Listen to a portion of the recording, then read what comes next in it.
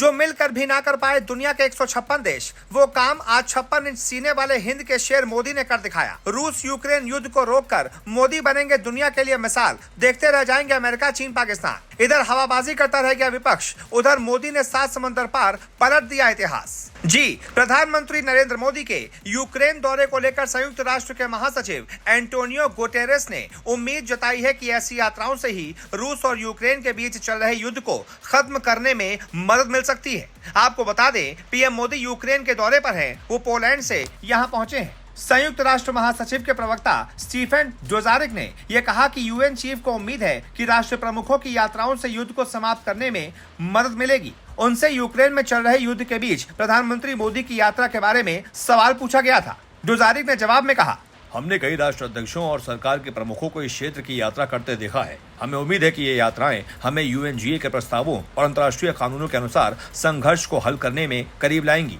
UNGA के 3 प्रस्तावों में रूसी आक्रमण को रोकने का आह्वान किया है। साथ ही एक अन्य प्रस्ताव में यूक्रेन के बुनियादी ढांचे पर हमले को रोकने की मांग की है। भारत ने इन प्रस्तावों पर मतदान से परहेज किया है, यानी कि भारत ने इस पर किसी का भी पक्ष नहीं लिया, किसी भी के पक्ष में वोट नहीं किया। आपको बता दें, पीएम मोदी यूक्रेन के दौरे पर हैं। वो पोलैंड से सीधे ट्रेन के जरिए शुक्रवार सुबह कीव पहुंचे थे।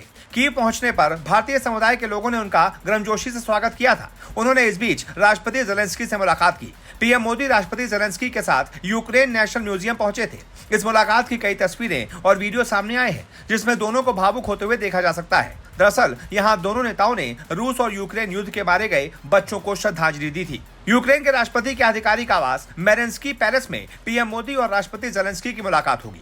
पीएम मोदी के स्वागत में मेरेंस्की पैलेस को पूरी तरह से दुल्हन की तरह सजा दिया गया है। कीव के इस दौरे पर पीएम मोदी के साथ विदेश मंत्री एस जयशंकर और राष्ट्रीय सुरक्षा सलाहकार अजीत डोभाल भी पहुंचे हैं। इस मुलाकात से पहले प्रधानमंत्री मोदी ने कीव के एवी फोमेन बॉटनिकल गार्डन में महात्मा गांधी की कांस्य की प्रतिमा पर पुष्प अर्पित किए थे। इस प्रतिमा को महात्मा गांधी की 151वीं जयंती पर 2020 में स्थापित किया गया था। आपको बता दें, नरेंद्र मोदी यूक्रेन पहुंचने वाले भारत के पहले प्रधानमंत्री बन गए हैं। पीएम मोदी यूक्रेन के राष्ट्रपति जेलेंस्की के निमंत्रण पर वहां पहुंचे हैं।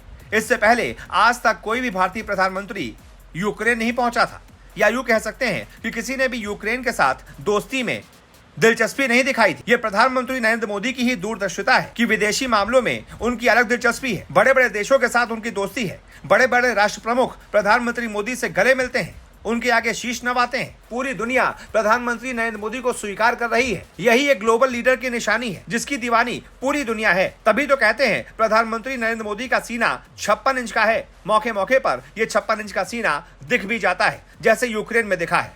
उम्मीद है कि प्रधानमंत्री के यहाँ पहुंचने के बाद अब लंबे वक्त से चल रहे यूक्रेन और रूस के लड़ाई यानी कि वॉर को खत्म करने में आसानी होगी।